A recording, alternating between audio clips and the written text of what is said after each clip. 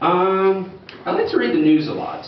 And one of the things that's been going on a lot in the news recently, I just saw there's been a lot of massive demonstrations in Brazil. Now, a lot of the reasons for the demonstrations in Brazil are that they have had a lot of social unrest right now, and people aren't able to get the resources they need, government funding doesn't really go to the things it should, and very obsessed with building the World Cup. Basically, they're very obsessed with making sure this can go on very easily. This. And sometimes this, you know, a little bit of this. That's basically why everything is going on Brazil, so that can get done. And I don't really understand the power of football. I mean, I get it's like, it's fun if you play soccer. Like, if you go out and play football with a bunch of your friends and get really excited, I can understand getting appeal. Or if it's like a friend of yours, but thousands of, hundreds of thousands, millions of people are basically like, well, yes, we don't have food in my country, we don't have resources, there's a civil war going on, but we can see 10 men we're never going to have any connection to do this on a field.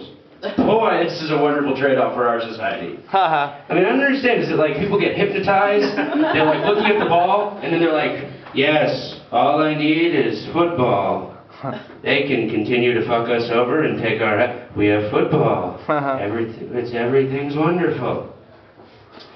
And, you know, if you go... Like, Pele was famous because he stopped wars. People were so... I'm gonna kill you! I'm gonna kill... Shit. Oh, come on! People would stop killing each other for this shit. So, one of the other things, when following the news, is there was a tape was revealed today with Rupert Murdoch. And I don't know if all of you know Rupert Murdoch, he's the head of News Corp.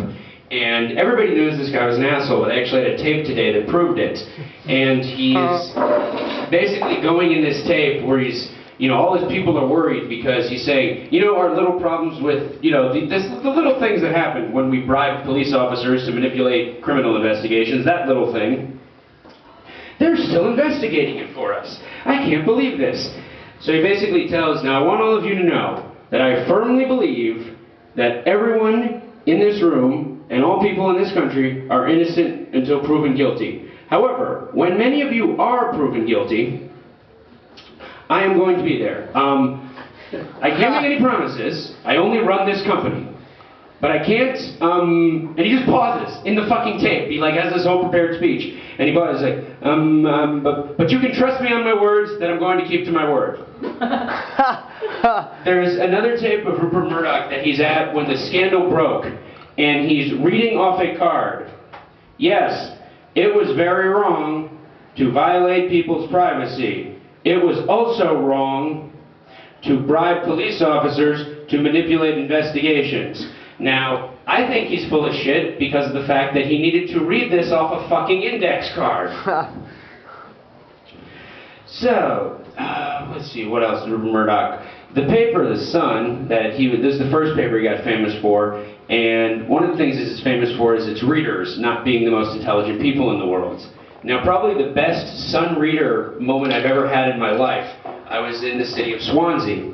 Now, I'm in a little, you know, fish and chip shop, just getting my lunch, and there's this guy, and he's reading The Sun, and he has his cell phone out, and he's showing it to the woman who's working there as his friend, and he's just like, hey, here's the picture of when they found my leg. When they found my leg. Now, I looked over, and this man had a prosthetic leg, but I wasn't sure if maybe this was like, hey, it's crazy one-legged Jack, you know, whenever the party gets started, he gets a couple in and then just starts throwing his leg around. Or if maybe this was, you know, because he also looked like the guy who could have lost a leg in a bet. No, I can totally outrun the truck. And so that reminded me of another great overhearing things moment. Now, probably one of the best thing I ever overheard was I was walking in my hometown of Princeton, New Jersey in the States, and I just walked past this one guy, and he's on the phone, and it's like straight out of like a movie where you see the guy's like stressed out in the middle of the day when the IRS is about to raid his place. Ties loose, his jacket, the guy's really sweating, and he's on the phone. Shit, Bill, what are we gonna do? My wife's gonna look at the account and she's gonna know the money's missing. Just middle of the street on a Tuesday at 2 o'clock, some guy's just yelling this into his phone as I walk by. I mean, that's like the conversation that gets resolved by someone being at the bottom of a lake. So as soon as we're like, what, just like, you just kind of go like, what the fuck did you do wrong to end up having to say that? So the last thing that I follow with the news is there's a lot on the leaks, the CIA leak scandal, Edward Snowden. He revealed the leaks information, and he's currently in the transit position of the Moscow airport. He's in the transit zone.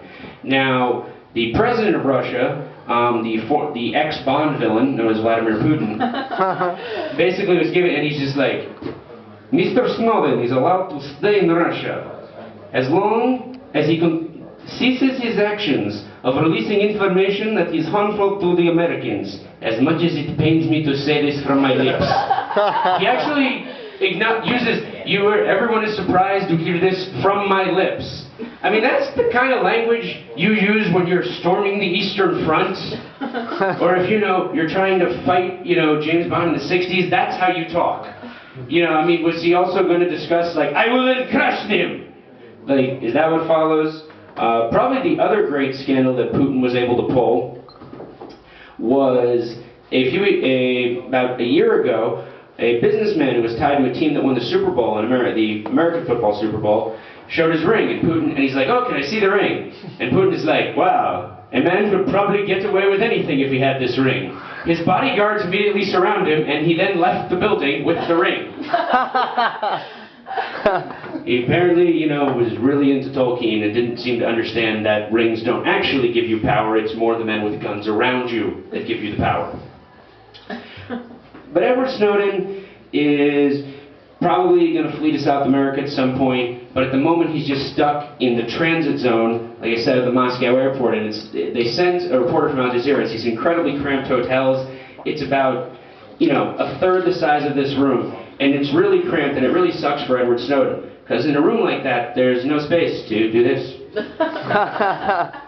Thank you, Shawn Barron.